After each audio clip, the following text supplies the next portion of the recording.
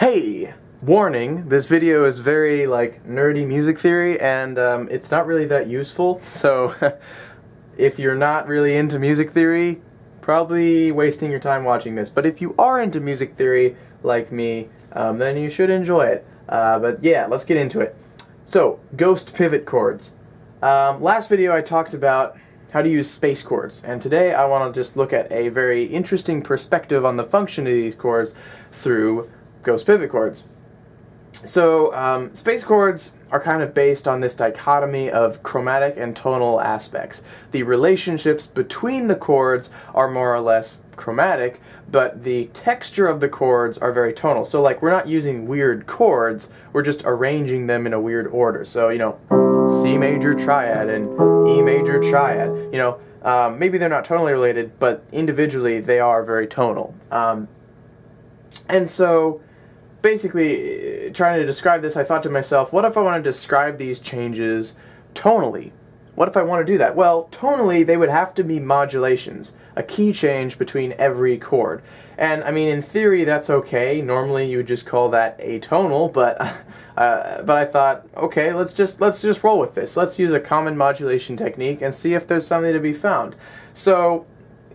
So what I thought to myself is, what if there's some sort of ghost pivot chord? There's a pivot chord between these two things that that is not played, but it's kind of implied, I guess. And you can't get a classical pivot chord here. So a classical pivot chord is just a chord that is shared between two keys. So like F major would be a pivot chord from C to B flat, because F major is in both C and B flat, right? So you'd go like, or, right? So then you'd use F to go to B flat like that. But we can't really use a classical pivot chord because kind of the definition of space chords is that they don't share a diatonic key, and they need to share a diatonic key for a classical pivot chord to be there. But what we can do is kind of alter it so that we're looking at it a little bit differently, because remember, the basis for space chords was kind of tonality and chromaticism. And so, atonality and tonality. So, what the pivot chord might do is be chromatically related to one of them and tonally related to the other one. And so, yeah, that actually ends up working very nicely, as you'll see. So, let's use C and E, okay, as our space chords to start out with. So, what's the ghost pivot chord here? Spoiler, it's B. It could also be F, but it's either F or B. But let's look at B. So B, very, very tonally related to E. It's the 5 of E. So very, very, very tonally related to E. Chromatically, very close to C. Right, just a half step. I mean, that's about as close as you get chromatically. So what we have here is we have this chord that's tonally very close to one of them and chromatically very close to the other one. And that's the kind of relationship that you'll see as I go through some examples. And the reason why I'm going to go through some examples is to basically show you that this theory is actually good. Because at this point, I could have just said, they're both triads. See? They are both triads, and they sound like space chords, therefore that must be the reason, right? So I've only shown you one example. That's not really worth anything. And what we should be able to do, if it's a good theory, is reverse engineer it to get back another space chord. And you'll see that we can, in fact, do that. And we can even, through the process, kind of tell how strong of a space chord it's going to be. But yeah, we'll get into that. So let's look at how F, I said F could also be the pivot chord. So F would be if the tonal relationship is with C, because F and C very, very tonally related, right? Only one step on the circle of fifths. That's as close as you get. And chromatically, look at that, right next to E. So it could also be F if you want to look at the ghost pivot chord between C and E major. So let's go back to B and see all the different places we can go using B as the ghost pivot chord from C. Okay, so what are all the things that are tonally related to B? Well, we looked at E, that was one of them.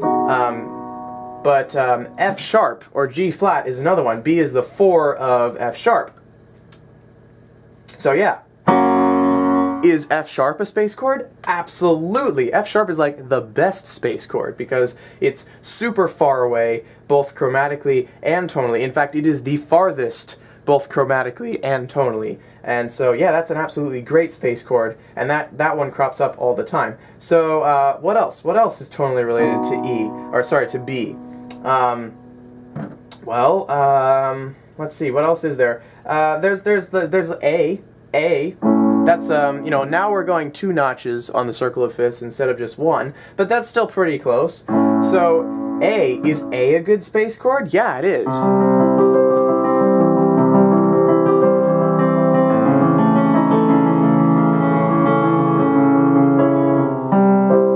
Yeah, absolutely. A is a great space chord coming from C. What else is it tonally related to? I mean, if we're going 2 notches, it's also tonally tonally related to D flat or C sharp.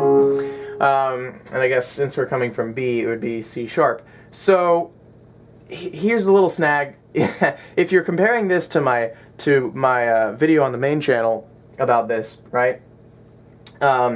Then maybe that seems like, oh, well, isn't the theory wrong now? Here's the thing. On the main channel, I said that if you know, the half step away, those ones aren't very good. So like going from C to C sharp wouldn't be a very good space chord transition. And I said that because it's so chromatically close, but it kind of gets halfway there. It's a weaker space chord, but it still works because it is very close chromatically, but it is so far away tonally, it kind of makes up for it, and it kind of gets halfway there. And it's kind of it's an okay space chord. It's not the best, but it's okay, and I think that's very similar to how A major functions. I would much rather use F sharp, for instance, than A as a space chord coming from C. But yeah, you know.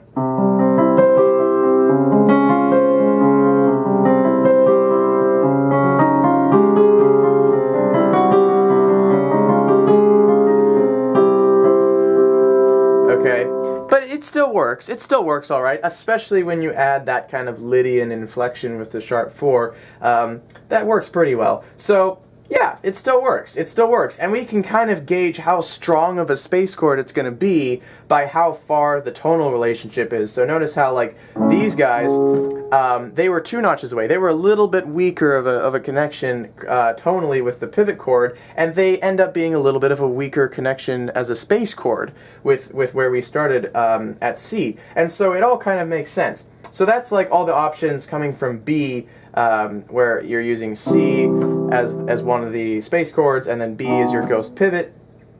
Let's look at a completely different thing. Let's look at G as our ghost pivot, and C is where we start, and then G is our ghost pivot. So this is, now we have a tonal relationship with C. Where is G going to take us? Let's look at that. So again, right there, right? Boom. We get back to F sharp, and we can also get to A flat. Is A flat a good one? Absolutely, A flat's great.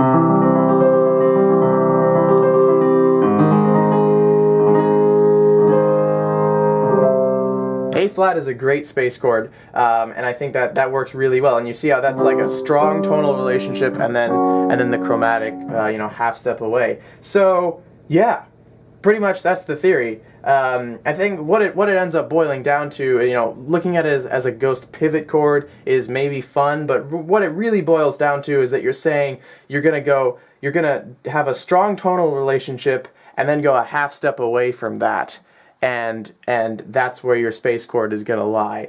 And so, I mean, what that really ends up boiling down to is just saying that it's not very tonally related, and I get that, that this is kind of a roundabout way of doing it, but I think it's kind of just fun to see how it all works. And again, like I said at the beginning, this is not very useful, and it's just kind of nerdy music theory. That's why it's on a second channel. That's why I created this second channel, pretty much just for this video. I mean, I'll upload more stuff, I guess, in the future. That's just kind of like low production value, nerdy music theory stuff. But yeah, you know, if you heeded my warning at the beginning, I hope you enjoy this video. And maybe if you didn't, maybe you now have a newfound appreciation for nerdy music theory. But anyway, so yeah. definitely go check out the video on the main channel if you haven't seen that yet, and see you later. Thanks for watching.